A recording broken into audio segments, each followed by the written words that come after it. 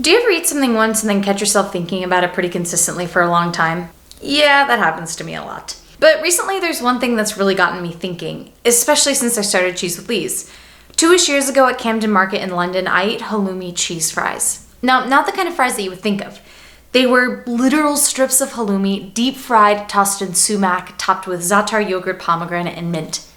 And it was like nothing I've ever eaten before in my life. And recently they've really gotten me thinking, what even is halloumi? Where does it come from? Why can it withstand such high temperatures without melting? And can I recreate these fries at home?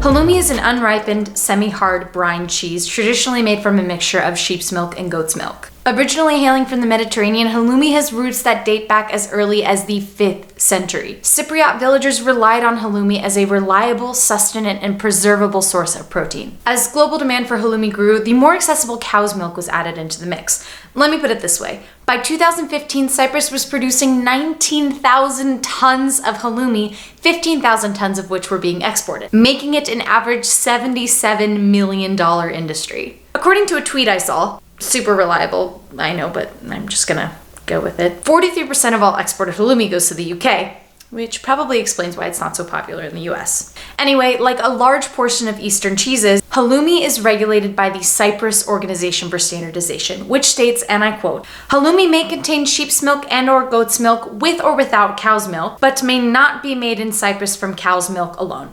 So basically, if you go to the store and you find a cow's milk halloumi that claims it's made from Cyprus, it's playing you. Okay, so why doesn't it melt? Meltability has everything to do with the molecular structure of the cheese. A cheese must have a flexible network of proteins in order to melt. This network is created by rennet and held loosely together by calcium phosphate, allowing it to change states. According to cheesemonger Gianaclis Caldwell, although halloumi is made with rennet, it's pressed for a shorter period of time than other cheeses, resulting in a higher pH. The cheese is then dipped in hot whey, which kills the starter bacteria and prevents the further development of acid as calcium phosphate flows out of the cheese, which creates a more rigid protein network. I think this is fascinating. Science! So that begs the question, can I find legitimate Cypriot halloumi in San Francisco? And what does it taste like raw? I took a quick journey to Whole Foods and found 100% sheep's milk halloumi imported from Cyprus. Bingo. I also found some sumac. And then I bought a whole-ass pomegranate, a lemon, and some yogurt. Luckily, there's mint growing on my deck, and I have Za'atar at home that once I went way out of my way to find. Alright, so a little bit of a plot twist here.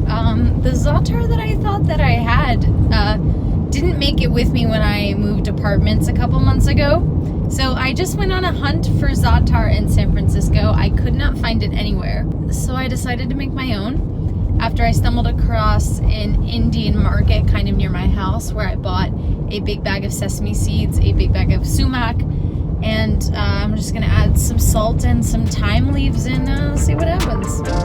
To make Za'atar, the first thing you're going to do is inadvertently spill most of your sesame seeds on the floor. Then you'll add 1 tablespoon each of sesame seeds, sumac, thyme leaves, marjoram, cumin, and half a teaspoon of salt. I zip this in a coffee grinder, but a mortar and pestle would work too. Or just go to the store and find Za'atar. To make the Za'atar yogurt sauce, you'll need a container of Greek yogurt, the juice of half a lemon, and then add Za'atar to taste. Since I'm pretty much making up this recipe on the spot, I ended up adding about 2 tablespoons of my spice mixture. Stir, taste, repeat. And don't forget to add salt. So, I'm gonna try this. And it smells kind of like cottage cheese. It smells very mild. It's really salty. So I don't think it's gonna need to be seasoned that much at all. It's pretty mild and it's kind of squeaky. I like it. So to fry them, I'm going to cut them into strips that look a little bit like this. And then I'm going to heat up some oil in a cast iron skillet, fry them up, toss them in a little bit of sumac, and then go from there. I've cut my halloumi into fry-like shapes.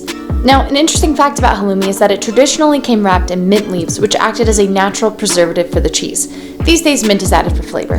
Speaking of which, you're going to need some mint to top these fries. Now, having a rotting pumpkin with your logo on it is critical to the success of this recipe.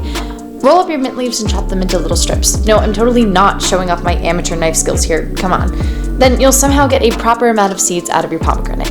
Now to the frying station. Halloumi in a paper towel to get rid of the excess moisture, a cast iron skillet, and a drying rack. Fill the cast iron with about half an inch of oil, heat it until it sizzles, and carefully drop in your halloumi. Since cast iron retains heat extremely well, you can keep the burner on pretty low, making sure to keep a good eye on the temperature, adjusting the burner as needed. I found that if you're sizzling but not popping, you're in a good place. Fry until crispy golden brown, and look at how these guys turned out.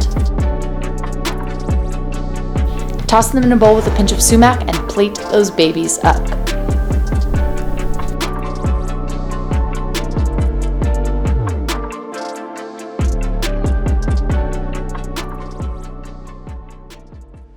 We got the pomegranate, we got the mint, we got the sauce. It's an explosion of flavor. That sumac adds a little bit of tartness. The lemon juice just balances out the sauce. Those pomegranates add this beautiful texture and sweetness. For totally winging this is pretty darn good. Now I'm gonna do something ignorant. Do you ever just have a bag of flaming hot Cheetos lying around? Do you ever just feel the urge to crush them up and douse something fried while drinking sparkling white wine? Do you ever just want to eat flaming hot Cheetos while you're frying cheese? As I have recently answered yes to all of these questions, here's my final product, complete with Cheeto fingers. Hot Cheeto halloumi. All right. Honestly, it didn't not work. Hey, Foxy Dog. What do you think, girl? Foxy Dog. Thank you guys so much for watching. This has been episode 3 of Cheese with Lee's all about halloumi. As per tradition, I have Foxy Dog here telling you to make sure to like, comment, subscribe to Cheese with Lee's.